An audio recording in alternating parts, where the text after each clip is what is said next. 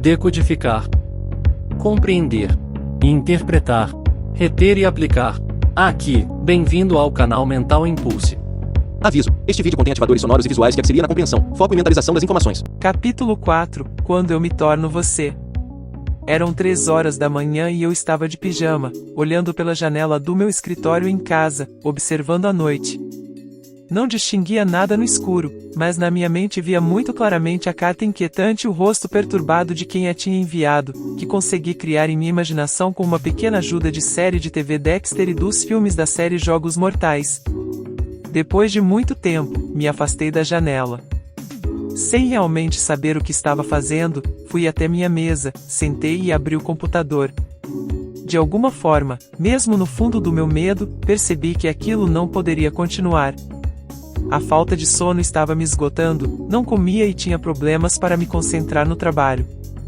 Com olhos sonolentos, olhei para dentro mais uma vez, tão atentamente quanto pude, para encontrar uma maneira de sair daquela encrenca. A introspecção não tinha rendido muito nos dias anteriores, mas concentrei minha mente no problema. Que tal um guarda-costas? Considerei. Aquele especializado em proteger professores.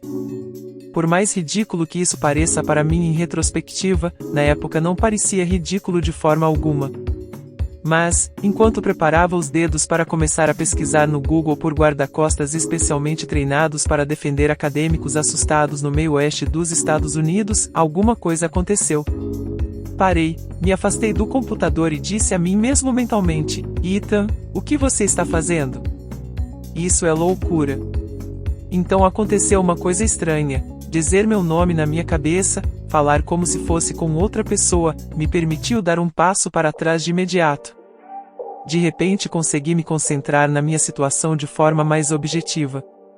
A ideia de que um pequeno negócio de segurança para proteger professores com guarda-costas credenciados pelas Forças Especiais da Marinha existia, uma ideia que momentos atrás parecia razoável o suficiente para que eu pesquisasse por ela no Google, agora se tornava evidente pelo que realmente era: loucura.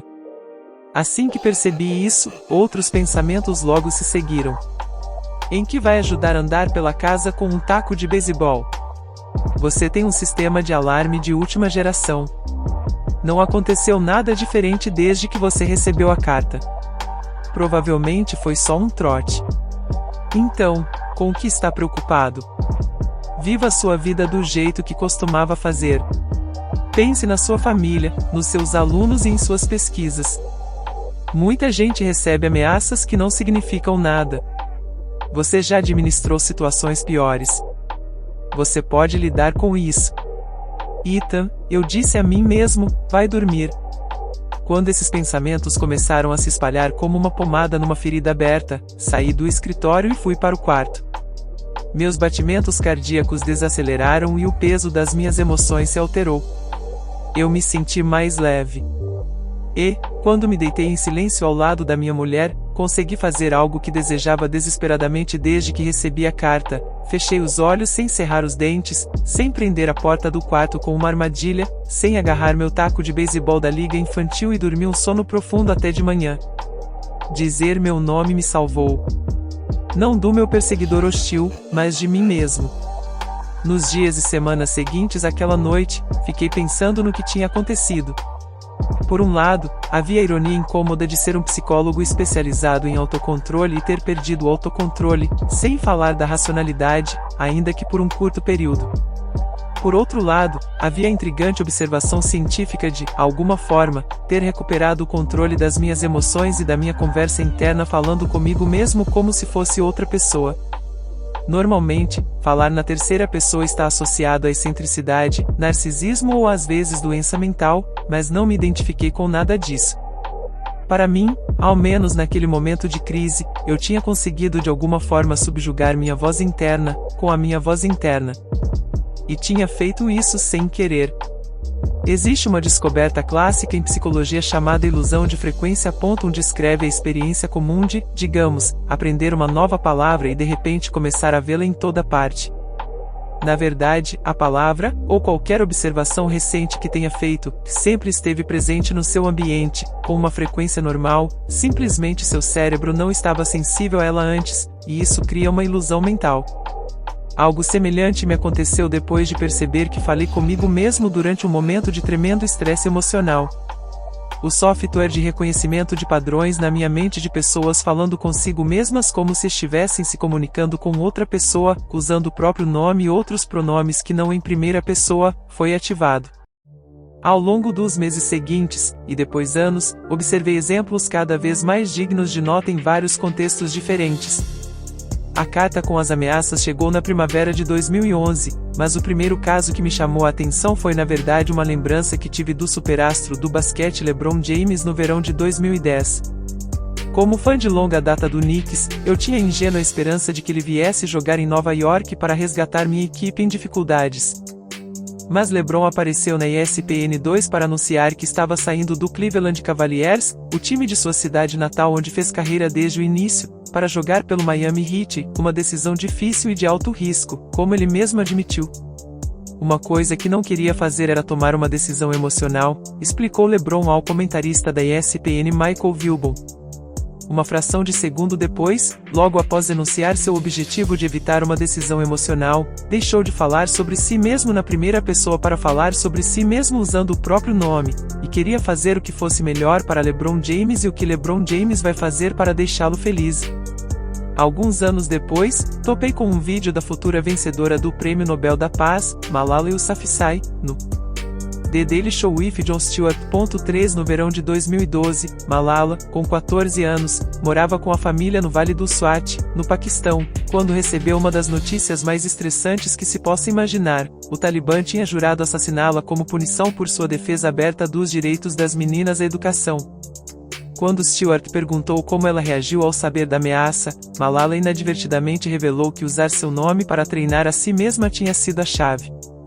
Depois de começar a contar sua experiência na primeira pessoa, ao narrar a história e chegar ao momento mais temível, ela disse a Stewart: "Eu perguntei a mim mesma, o que você faria, Malala?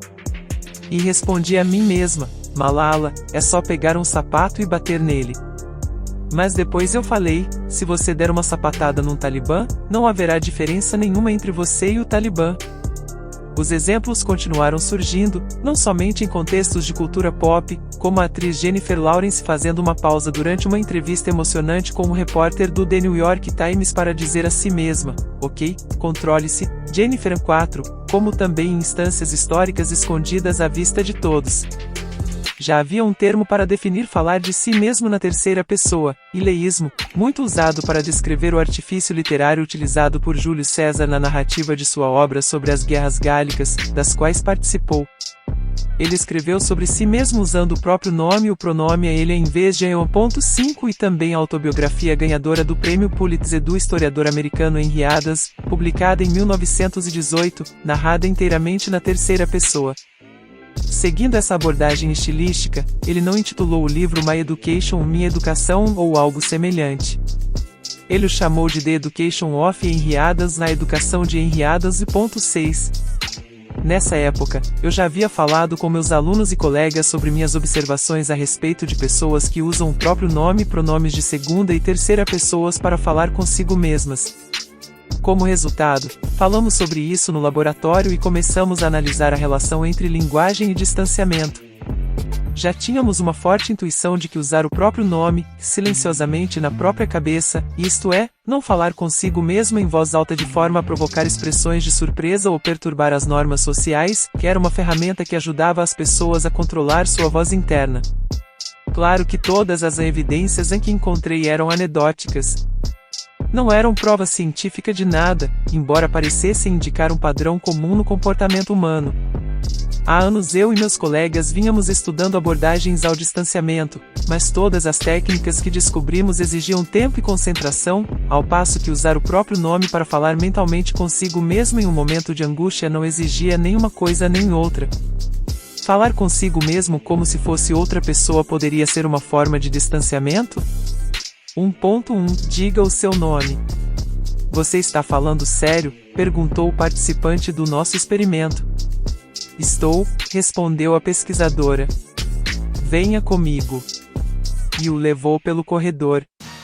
Assim como os outros voluntários que vieram ao nosso laboratório, ele só sabia que iria participar de um experimento sobre linguagem e emoção. O que nenhum dos voluntários sabia até chegarem para o estudo era o método que usaríamos, uma das técnicas mais eficazes 7 que os cientistas têm à disposição para estressar pessoas em um laboratório. Nós pedimos que falassem em público diante de uma plateia sem dar tempo suficiente para se prepararem. 8 Ao fazer isso, esperávamos obter uma melhor compreensão de como referir-se silenciosamente a nós mesmos usando nosso nome, e outros pronomes que não em primeira pessoa, como você pode ajudar a controlar uma voz interna agitada por circunstâncias como as que havíamos criado. Quando voluntários chegaram, dissemos que eles teriam que fazer um discurso de 5 minutos para um grupo sobre por que estavam qualificados para conseguir o emprego dos seus sonhos. Em seguida os acompanhamos a uma saleta sem janelas, onde eles tiveram 5 minutos para preparar suas apresentações sem poder fazer anotações. Nossa ideia era que, se pedíssemos a alguns participantes para usar uma linguagem que não fosse em primeira pessoa enquanto pensavam consigo mesmos antes de falar, eles teriam mais distanciamento mental, o que os ajudaria a controlar os nervos. Nossa teoria não se baseava apenas na minha experiência ou nas palavras de Malala, de LeBron James e outros. Pesquisas anteriores já sugeriam que um alto uso de pronomes na primeira pessoa do singular, um fenômeno chamado e-talk, algo como a linguagem do eu, é um forte indicador de emoção negativa. 9 Por exemplo, um grande estudo realizado em 6 laboratórios em 2 países com cerca de 5.000 participantes revelou uma forte ligação positiva entre o uso de pronomes na primeira pessoa do singular e emoções negativas. Outro estudo mostrou que é possível prever futuros surtos de depressão nos registros médicos de pessoas calculando a quantidade de pronomes na primeira pessoa do singular em suas postagens no Facebook. 10 Tudo isso quer dizer que falar consigo mesmo usando pronomes como eu, minha e meu pode ser uma forma de imersão linguística. Daí surgiu uma pergunta natural: o que aconteceria se você não só reduzisse a tendência de uma pessoa de pensar sobre si mesma na primeira pessoa, como também fizesse com que ela se referisse a si mesma como se estivesse interagindo com outra pessoa? Nossa ideia era de que usar o próprio nome e ao mesmo tempo empregar a segunda e a terceira pessoas criava um distanciamento emocional por dar a sensação de estar falando com outra pessoa quando estivesse falando consigo mesmo.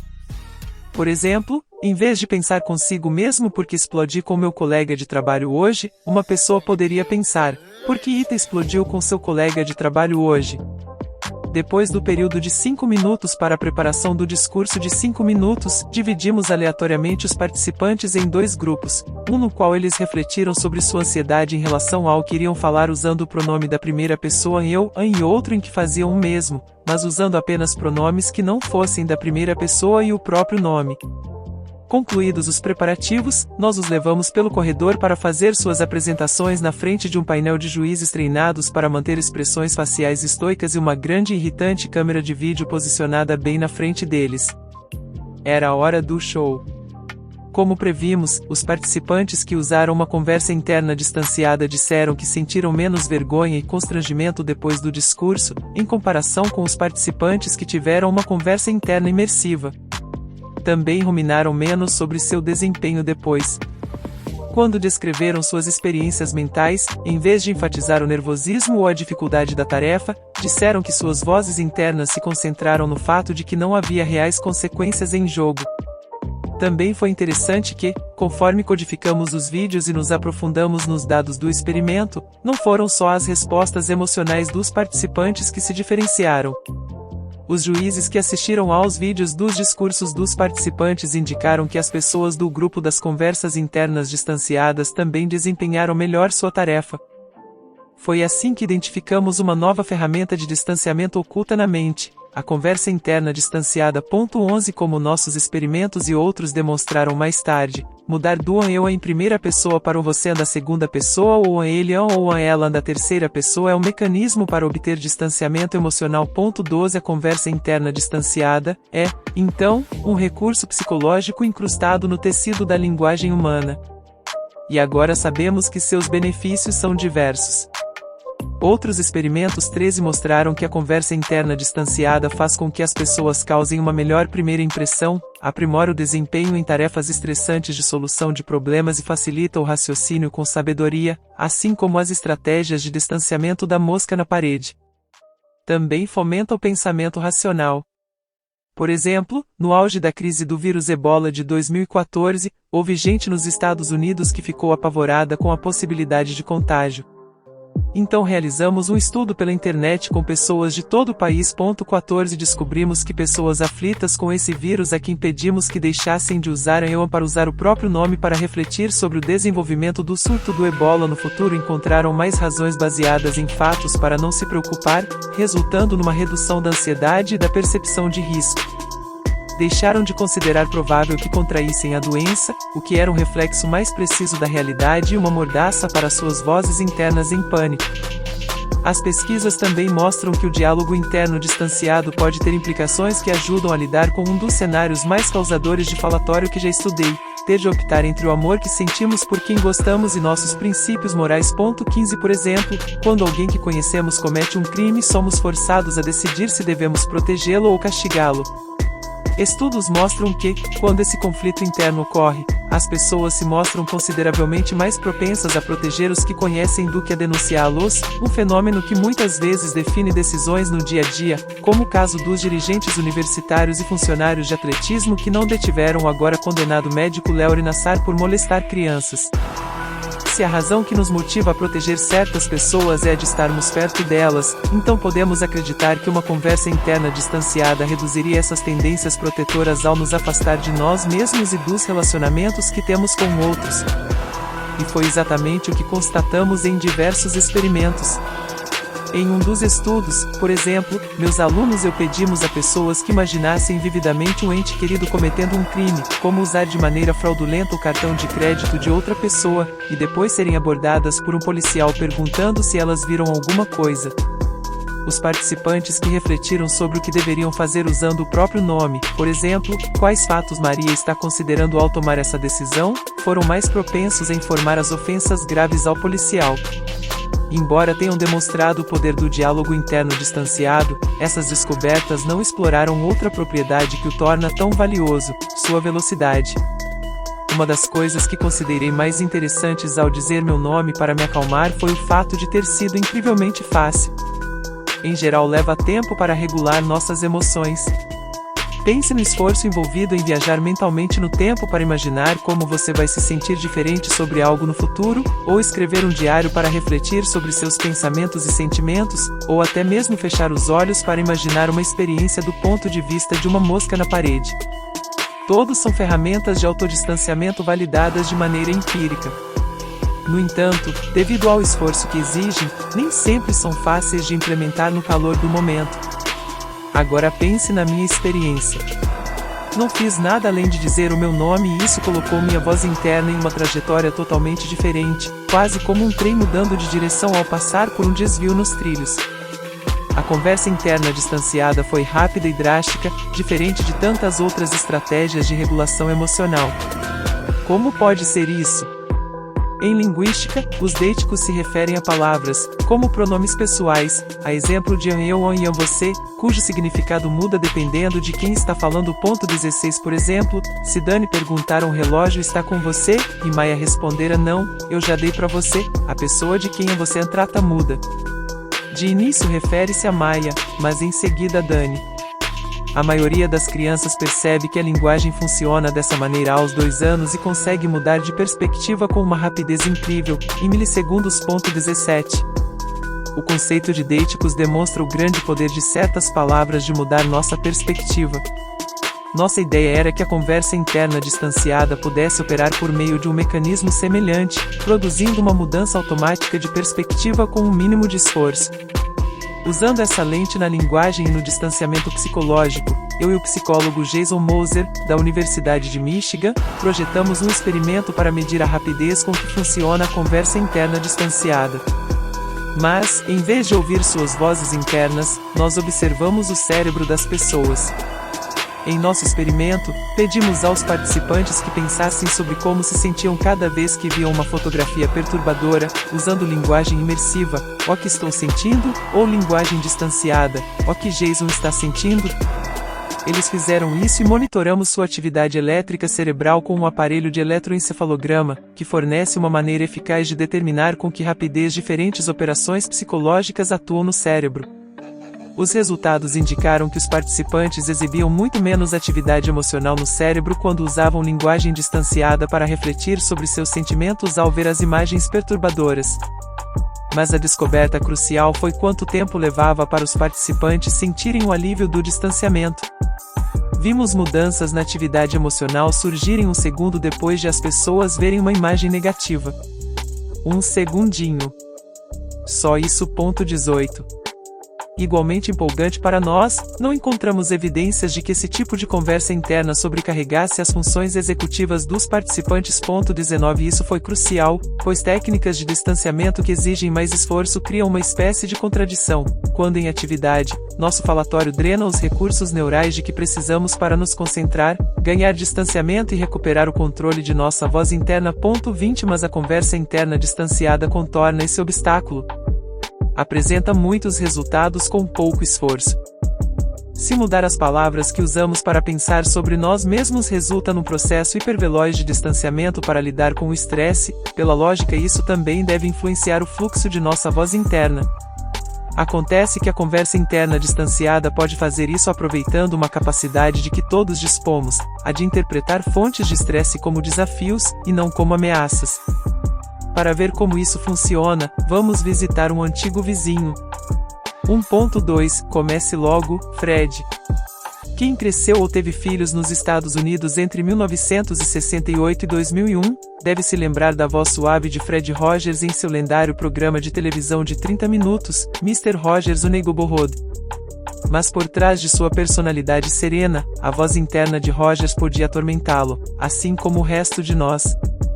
Sabemos disso porque seu crítico interno está em plena exibição em uma carta que escreveu para si mesmo em 1979, logo após retornar depois de uma pausa de 3 anos do seu programa, 21. Será que estou me enganando ao achar que sou capaz de escrever um roteiro de novo? Ou será que estou na verdade assobiando a mesma música? Se eu não começar, nunca vou saber a verdade. Porque eu não confio em mim mesmo.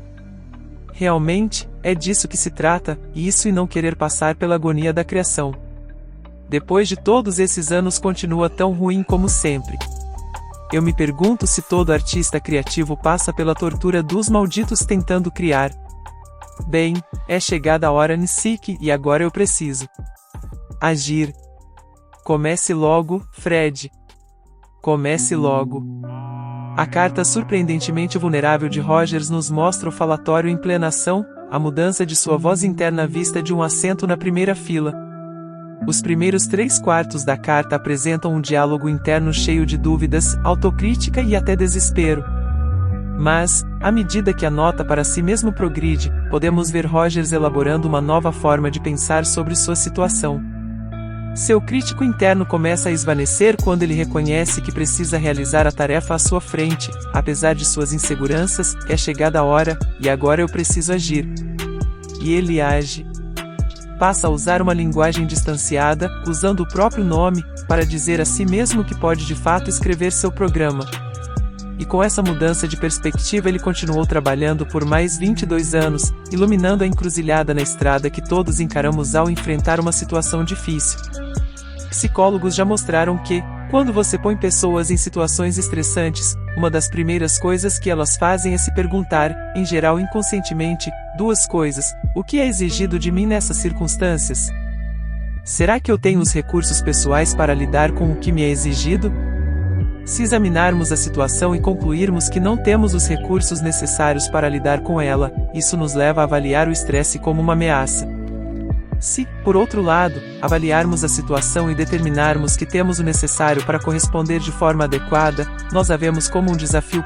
22 A maneira que escolhemos para falar sobre a situação para nós mesmos faz toda a diferença para nossa voz interna. E não é surpreendente que quanto mais construtivo for o enquadramento de um desafio, mais positivos serão os resultados.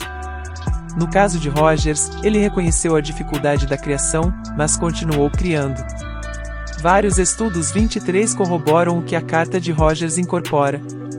Prestando um exame de matemática, agindo em situações de pressão ou lidando com os efeitos tóxicos dos estereótipos, as pessoas pensam, sentem e se saem melhor quando enquadram o fator estressante em questão como um desafio, e não como uma ameaça. Mas, como sugere o uso do próprio nome por Rogers para motivar a si mesmo, a conversa interna distanciada pode ser o principal empurrão que o leva a ver a situação como um desafio. Pesquisas mostram que a conversa interna distanciada faz as pessoas considerarem situações estressantes em termos mais orientados para o desafio, levando-as a dar conselhos encorajadores a si mesmas, do tipo "você consegue", em vez de dramatizar a situação.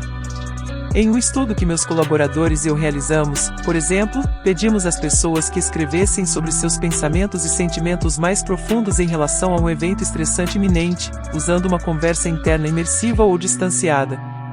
Dos participantes cujos relatos mostraram níveis mais elevados de pensamento orientado para o desafio, 75% eram do grupo que usou a conversa interna distanciada.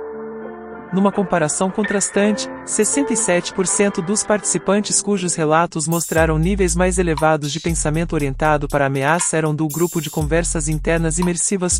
24. Para ver como isso realmente funcionou dentro da cabeça dos participantes, considere o que um indivíduo do grupo imersivo escreveu: "Eu tenho medo de não conseguir um emprego se me sair mal numa entrevista. E sempre acabo fazendo algo errado. Nunca sei o que dizer e sempre fico muito nervoso. Acabo num ciclo retroalimentador de nervosismo, causando umas entrevistas que causam mais nervosismo. Mesmo se conseguisse um emprego, acho que continuaria tendo medo de entrevistas."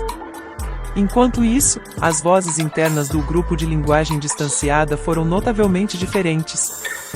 Um dos participantes, ao refletir sobre a insegurança que sentia em relação a um encontro futuro, escreveu: "Aaron, você precisa relaxar. É um encontro, todo mundo fica nervoso. Por que você foi dizer aquilo? Agora vai ter que corrigir. Vamos lá, cara, fique firme. Você vai conseguir." Mas não é preciso escrutinar o conteúdo dos pensamentos das pessoas para ver como a linguagem influencia nossa tendência de ver as experiências como desafios ou ameaças. Isso também pode ser visto no corpo das pessoas. 25 As posturas psicológicas diante de um desafio ou de uma ameaça têm assinaturas biológicas específicas. Quando alguém se sente ameaçado, o coração começa a bombear sangue mais rapidamente para o corpo. O mesmo acontece diante de um desafio. Uma das diferenças fundamentais entre os dois estados é como o emaranhado de artérias e veias que transportam o sangue pelo corpo responde. Quando alguém se sente ameaçado, a vasculatura se contrai, deixando menos espaço para o sangue fluir, o que com o tempo pode levar ao rompimento de vasos sanguíneos e ataques cardíacos. Em comparação, quando alguém se sente desafiado, a vasculatura relaxa, deixando o sangue fluir facilmente pelo corpo todo. Lindsay Streamer, Mark Seer e seus colegas da Universidade de Buffalo queriam saber se o diálogo interno distanciado poderia provocar mudanças como essa no funcionamento do sistema cardiovascular das pessoas. 26 Em termos mais simples, será que a conversa interna distanciada poderia persuadir não só a mente, mas também o corpo, a ver uma situação como um desafio em vez de como uma ameaça? E realmente os participantes orientados a usar o próprio nome para refletir sobre o estresse antes de fazer um discurso em público mostraram a resposta cardiovascular típica de alguém diante de um desafio.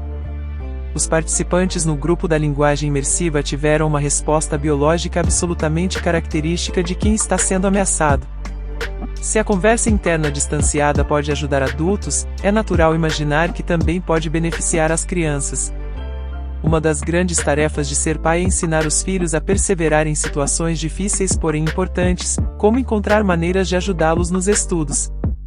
Com essa pergunta em mente, as psicólogas Stephanie Carlson e Raquel White descobriram o que é conhecido como efeito Batman. 27. Em um experimento, elas fizeram um grupo de crianças fingir que eram super-heróis enquanto realizavam uma tarefa chata desenvolvida para simular a experiência de precisar concluir um tedioso dever de casa. Elas então pediram às crianças que assumissem o papel do personagem e perguntassem a si mesmas como estavam desempenhando a tarefa usando o nome do personagem. Por exemplo, uma menina no estudo que fingia ser Dora, a aventureira foi instruída a se perguntar: "Dora está dando o seu melhor?" Stephanie e Raquel constataram que as crianças que fizeram isso perseveraram por mais tempo que as que refletiram sobre a experiência da maneira habitual, usando eu. Crianças de um terceiro grupo que usaram o próprio nome também superaram o grupo eu. Ampliando esse fenômeno a circunstâncias ainda mais estressantes, outra pesquisa com crianças relacionou a conversa interna distanciada com uma reação mais saudável à perda de um dos pais. 28 Por exemplo, uma das crianças disse: "Não importa o que aconteça, o pai os amava e eles têm que pensar nas coisas boas que aconteceram, eles podem manter as boas lembranças e simplesmente deixar as lembranças ruins no passado." Por outro lado, crianças que empregaram mais uma linguagem imersiva tiveram maior incidência de sintomas de estresse pós-traumático e um negacionismo menos saudável. Uma delas disse, de forma comovente: "Eu continuo vendo como ele ficou no final. Gostaria que ele não sentisse tanta dor. Fico triste por ele ter morrido desse jeito."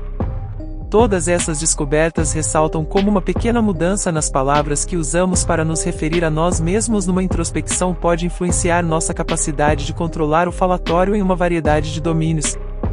Dados os benefícios associados a essa ferramenta, vale a pena perguntar se existem outros tipos de conversas internas distanciadas igualmente eficazes para ajudar as pessoas a controlar suas emoções. Meus colegas e eu descobriríamos que existem, mas que seu uso é tão sutil, infiltrado e integrado que mal se pode notá-los. 1.3 O você é universal. Apesar de o falatório que vivi depois de receber a carta ter parecido insuportável até eu dizer meu nome para mim mesmo, houve um momento que causou certo alívio, ainda que apenas temporariamente, quando o policial com quem falei me disse que esse tipo de ameaça era uma ocorrência comum para pessoas com uma carreira voltada para o público e quase sempre não resultava em nenhum incidente.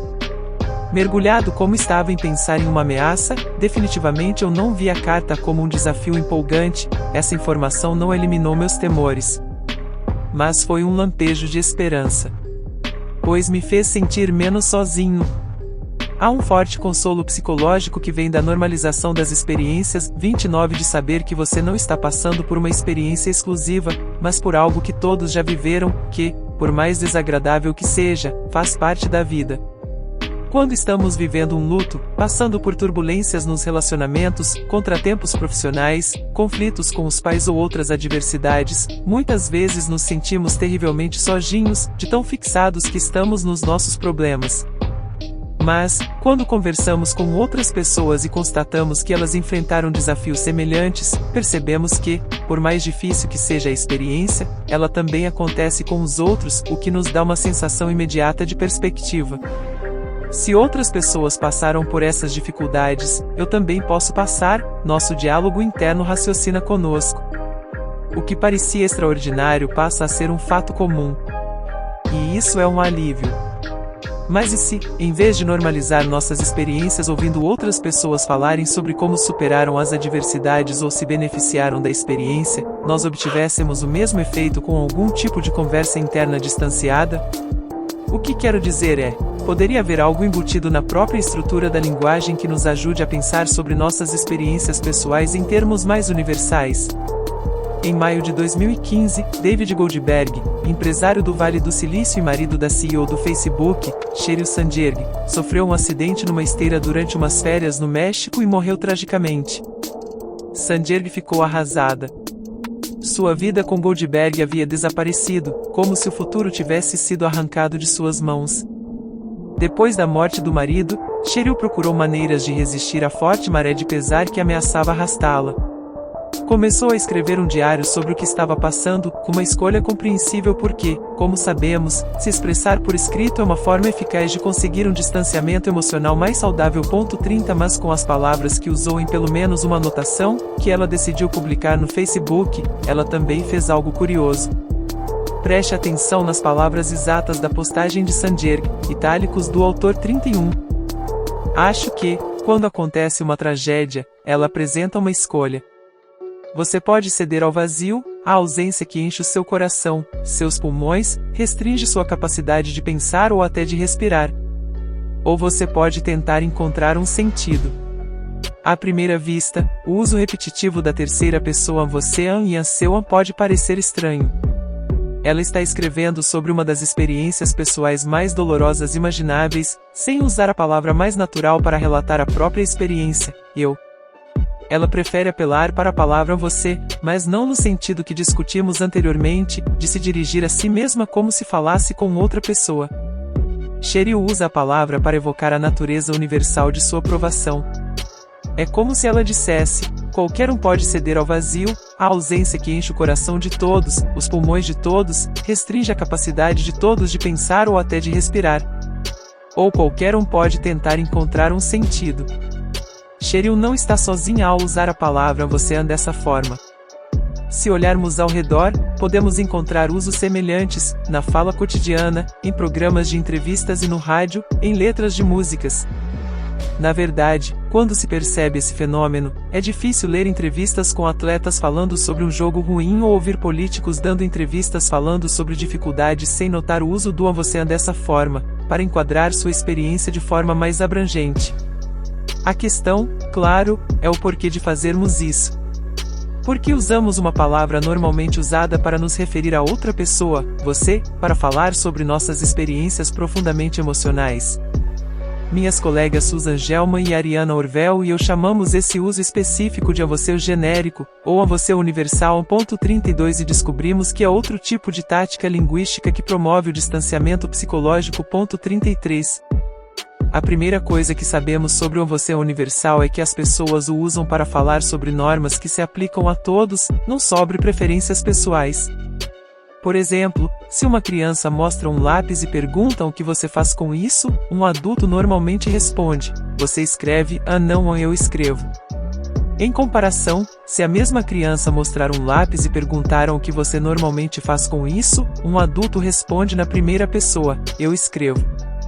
Em outras palavras, o uso genérico da palavra você nos permite falar sobre como as coisas funcionam de maneira geral, não de nossas tendências idiosincráticas específicas. Também sabemos que as pessoas usam o você universal para dar sentido a experiências negativas, pensar sobre eventos difíceis não pessoalmente exclusivos, mas característicos da vida em geral, como Sanjay fez em seu post no Facebook. Por exemplo, em um estudo, nós pedimos às pessoas que revivessem uma experiência negativa ou que pensassem nas lições que poderiam aprender com o evento. A probabilidade de os participantes usarem o você universal quando falavam sobre aprender com a experiência negativa foi quase 5 vezes maior do que quando apenas recapitulavam o que aconteceu. O uso do você ligava a diversidade pessoal de maneira mais geral ao modo como o mundo funciona. Os participantes que tiveram que falar sobre o que aprenderam com a experiência fizeram afirmações como: quando você dá um passo para trás e fica mais calmo, às vezes vê as coisas de uma perspectiva diferente, ou você pode realmente aprender muito com pessoas que veem as coisas de forma diferente de você. 34. Esse tipo de normalização nos fornece a perspectiva que nos falta quando estamos perdidos no falatório. Nos ajuda a extrair lições de nossas experiências que contribuem para nos sentirmos melhor. Em outras palavras, nosso uso do você universal na fala não é arbitrário. É mais um aparato de gerenciamento de emoções que a linguagem humana nos oferece. Então, o que aconteceu depois que falei comigo mesmo e fui dormir? Na manhã seguinte, acordei e a vida voltou ao normal. No café da manhã, conversei com minha mulher sobre seus planos para o dia, brinquei com minha filha antes de sair para o trabalho e voltei a me dedicar a todos os alunos e às pesquisas que vinha negligenciando nos últimos 3 dias. A conversa interna distanciada transformou minha capacidade de administrar o meu falatório. E como se tivesse percebido que não podia mais me aborrecer, meu torturador, a pessoa que escreveu a tal carta, nunca mais me importunou. No entanto, um pensamento preocupante continuou me incomodando. Eu tinha falado com várias pessoas depois de receber a carta, quando estava no auge das minhas ruminações. Procurei ajuda. E, sem exceção, as conversas que tive com amigos, familiares e colegas me fizeram me sentir acolhido. Mas não me fizeram sentir melhor quanto à situação. Não acalmaram minha voz interna da mesma forma que a conversa interna distanciada. O motivo dessa discrepância nos leva a mais um dos grandes mistérios da mente humana. Assim como a voz interna, os outros podem ser um grande trunfo, mas também podem ser um perigo, com mais frequência do que imaginamos. Visite nosso canal e acesse nossa playlist A Voz na Sua Cabeça de Ethan Krois. Para apoiar o canal, não esqueça de inscrever-se, curtir, comentar e compartilhar. Demonstre sua gratidão às pessoas que colaboram para seu desenvolvimento.